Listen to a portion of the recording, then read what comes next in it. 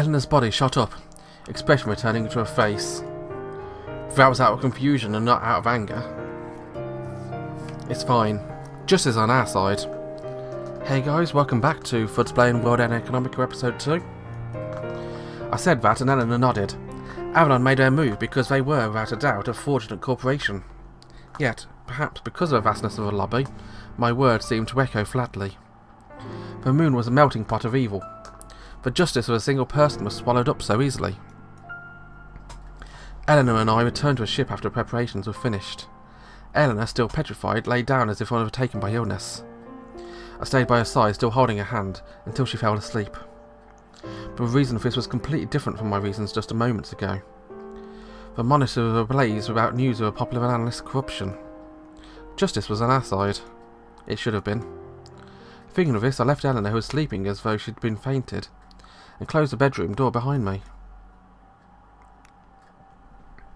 So are they going to arrest Eleanor, or are they going to just treat Eleanor as different? The ship arrived at a port on schedule around 8 PM, but Eleanor's face remained stiff the entire time. The TV was buzzing like a prodded beehive for news of Susie Wu. It was even on the large monitors in the airport, where parents who looked like they might have been brought up with the analyst's recommendation brand watched the news on their faces, betraying that they had no idea that they should be angry at. On the bright side, Eleanor hadn't been quite outed as Susie Wu, so we weren't swarmed by reporters when we arrived. Instead, Le Goff and Marco had come. So which one of them was it? Or was it, it can't have been Chris. I mean, Chris respects Avalon. But I can't see Chris doing it. She's just too meek. I mean, Marco.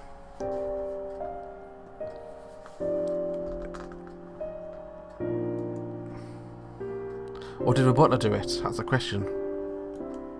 Her expression suddenly softened seeing Marco as she asked him how school went. Marco looked like he might burst into tears at any moment as Eleanor patted his head with his hat still on it. Madam, as reported, the hotel reservation has been cancelled. She stood up nodding. My belongings? Everything has been sent over to your manor. Manor, yes. She spoke abruptly, then sighed. Haru, yes? That little pause could have been because I was afraid what was going to be said afterwards. Thank you for everything. She then lowered her head as though taking a breath, and raised it again, forcing a smile. Someday, I shall surely repay you. Leaving me with those words, Ellen took Marco and Le Goff along with her, turning her back to me as she walked away. I recall the conversation we had at the crank of dawn inside the ship. We arrived at the crossroads at Luna City. It's likely this time is really over, she said that without any expression on her face. But corruption is corruption. If we announce this, then certainly. She silenced my argument with her gaze. That's how listless her eyes were. Even if you were to bring it to a police or judicial department, you just get tackled onto the end of a long investigation backlog list. I chose to become Susie Wu because I was certain they would be useless. She looked at her hand holding hers and said, when Avalon published their corporate bonds at 20 billion moles, they were much more serious than I imagined. Just as we went to the ends of the moon, they were intent on tipping the scales of justice with that money. No matter what, this is the end. Susie Wu is dead. She then smiled weakly. Because of you, I was able to go places I'd never been able to go alone. My astrophobia appears to be cured also. She paused there, quietly resting her head on my collarbone. Then she spoke. For the first time in ages, I slept peacefully, even if it was for just a moment. That was when we were waiting in the lobby. She looked at me and smiled, somewhat embarrassed. I said nothing. I could say nothing. After what Avalon, Platinum Smith and Howard Broth had all done, Ellen had no idea whose help to seek. I couldn't imagine how one could face down a huge corporation wielding vast amounts of capital and doing what they had done. It wasn't a feeling of weightlessness, it was one of helplessness. You know what she could do right now? I don't think she'll do this because I don't think she has enough to do this, but it is possible. Given that Susie Wu's dead, given that she'll never be able to use the character Susie Wu again, why not use Susie Wu one last time? Release an anonymously published video online, try and find some way to get out there without anybody realising where it's coming from. Her as Susie Wu, calling out their corruption.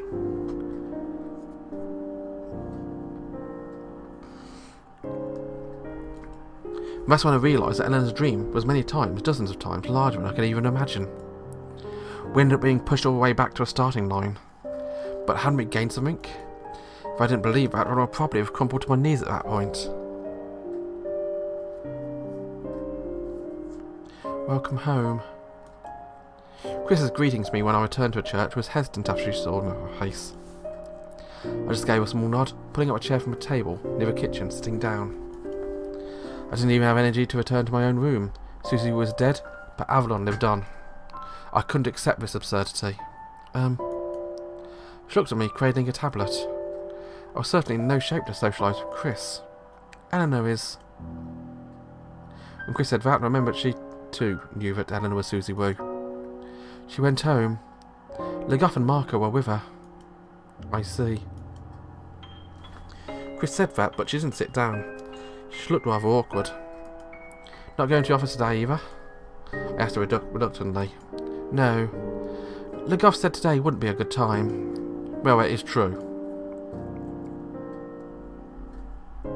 Saying that, I closed my eyes and slouched forward. How could I help Eleanor? Of course, the best method would have been to gather proof of Avalon's corruption and take it to a judicial system. Will you drive it in and force them to open an investigation? But I was well aware how foolish that would be. For one, it'd be impossible for me to expose Avalon's corruption alone. Even after all of Eleanor's investigation, she still wasn't certain. Those empty generator plots had been a wild guess at best. I couldn't imagine anything could squeeze 40 billion Moors either. Thinking about it, 40 billion is such an extraordinary sum, but I don't even know what I'd do with it. Is Eleanor alright? She asked. It's fake, no matter how you look at it. Susie Wu isn't even a real person. That doesn't matter at all, it seems. Tossing that information out to the media guarantees Susie Wu's public execution. Execution? It's Avalon. Saying that, I glared at the empty space on the table. Remember how I told you I planned to short sell Avalon? We uncovered some negative factors, so I made the first move. That's about it. Incredible, isn't it? I've forgotten the companies that I own. I had forgotten that companies I own even names of stock values of on the same scale as nations. Chris looked shocked, cradling a tablet in her arms. She then spoke up as if doubting me. But, does that mean it was going too well? Well, yeah. We found information that hadn't been circulated on the stock market yet. That wasn't enough. It didn't work. She took a deep breath when I said those words. And then, in that moment, she spoke up. Goodness, you back, Haru. I turned around upon hearing Risa's voice. She was standing there with a Bible in her hands. It seemed she'd just finished her daily prayers in the sanctum. Risa. What is it? Goodness, that's quite a face. I need a little advice. I had no one to rely on but Risa. Was such an absurdity acceptable? How did Risa deal with those enormous irrationalities? Did God truly exist in this world? I'm not sure what's troubling you. Please. I stood up from my chair and Risa looked over to me to Chris. I glanced over at Chris and spoke abruptly. Sorry. Maybe later. Okay.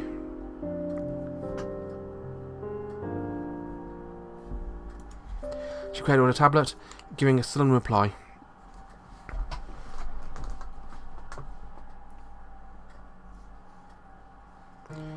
When I sat on a long bench in the sanctum, Risa finally made her way over to me. She had 2 cups in her hand, both filled with hot cocoa. When I came back with such an expression on my face, you poured this for me, right? You called to tell me to pour it for her, though. Goodness, is that so? But you didn't draw me a bath. So, you do remember. When I said that, Risa laughed deliberately, sitting next to me.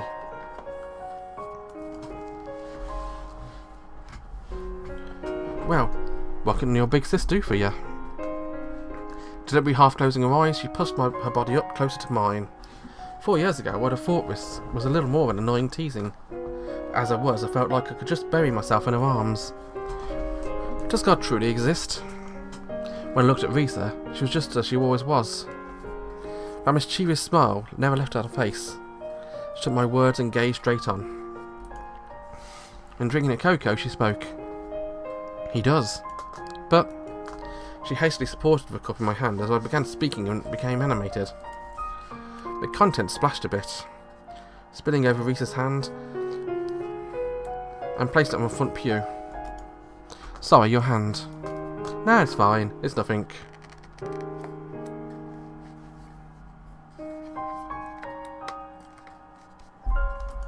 She said that and licked it a bit. If you'd have been pushed far enough into the corner that you'd asked such a thing. This is nothing at all.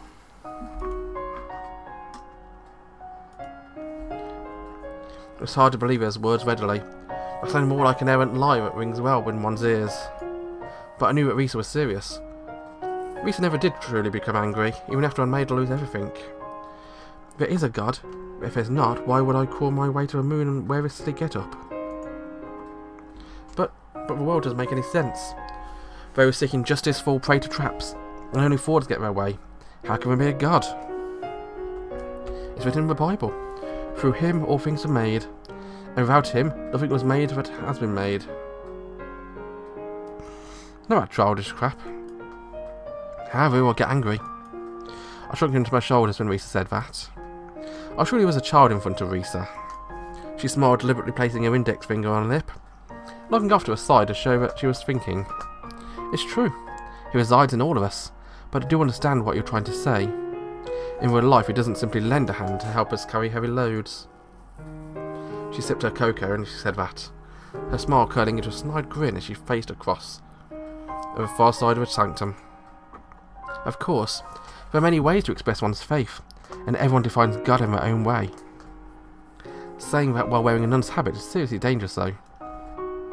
She said that like she was joking, but I knew she was serious and through. When I stared at Risa, she dropped her gaze back to me and smiled. There are those who awaken to their faith one day. There are those who theoretically arrive at the existence of God. There are those who believe because those around them believed, as well as those who believe because they have nothing to gain. In my case, I truly did meet God. She looked straight at me. Normally, if someone said that to me, I'd be doubting their sanity. But I had seen his eyes before. Eleanor. Also 4 years ago, the mirror reflecting back at me. I didn't mean literally I met a bearded old man. Not in that sense, it was more like a puzzle. Puzzle? There was a full picture, but a single piece of that puzzle was missing. And without that one piece, the whole thing should have been a mess, irreparable, and in pieces. But it didn't fall to pieces, nor did it become a mess. I couldn't believe it. At that time when I thought, oh, there really must be a God, without that piece, things didn't make sense. Without a God, nothing could be made sense of.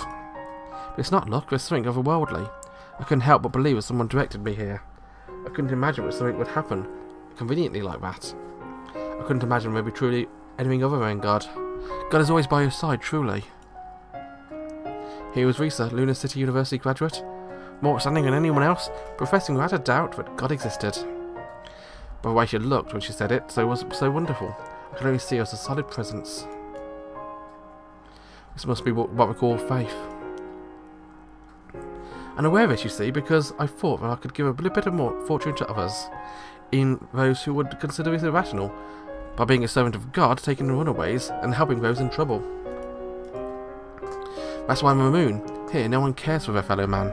Wouldn't someone appearing and reaching out to make me believe there's a God? By doing that, I can feel the presence of God in others, so you see, Haru.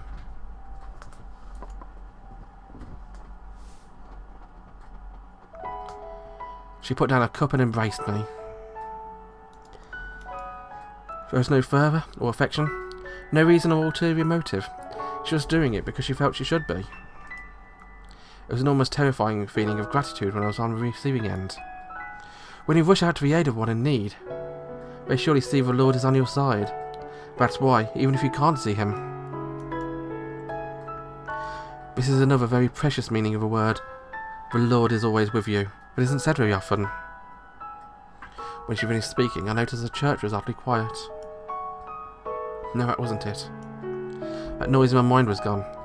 That something that was burdening me was gone. I looked at Risa. She moved back, she took my right hand. That's why your right hand is so disgusting to you. What you regret most is that you weren't able to save Hagana. It was that you didn't stay by her side until the end. That's right. I certainly was physically close to her. But at the very end, while I was literally near her, my heart was far off elsewhere. That's why I tried to reach out to that bright haze. But at this time, are you certain as to do what you need to do? Risa said that at the end of shaking my hand a little. When I looked at Risa, I let this slip out. You know. Huh? It's like you're really a nun or something, Risa. She stopped shaking my hand, slumped her head down, and gave a dry laugh. It's a bit infuriating for me, though. At least that's how I feel right now, because I can't solve all of the problems. If you could solve everything, you'd be like a god. That's true. It's so overwhelming, there's no way I could do something like that, but Haru... She let go of my hand and stretched forward to pick up the 2 cups, speaking as though she was about to stand. Don't lose sight of what's really important. You know exactly how easily that all falls apart, exactly how hard it is to get back after all. I nodded slowly and earnestly as Risa looked down at me. Yeah. Go then, it's cold, so bundle up. I'm not a child. No, but you're like one. Like how I'm like a nun. I couldn't even grumble at that retort. Yet that felt unwieldingly comforting. I felt that Risa really was a true, great, big sisterly presence. There's one thing I would like to ask though. How much and how far do you exactly know? Maybe she'd been hearing bits and pieces from Chris and reasoning things out to a conclusion. It was like she really could see through absolutely everything, so I needed to ask. She blinked grinning menacingly and said, "Only God knows, I suppose." I was glad Risa was on my side. That in itself may have been enough to make me believe in a loving God. Right in my mind, I was on a bench following Risa out of a sanctum. I left the luggage I didn't need in my room, taking only my tablet as prepared to go out.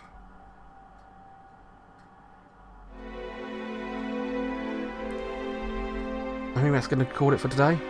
Thank you very much for watching. Have a wonderful day. Bye bye.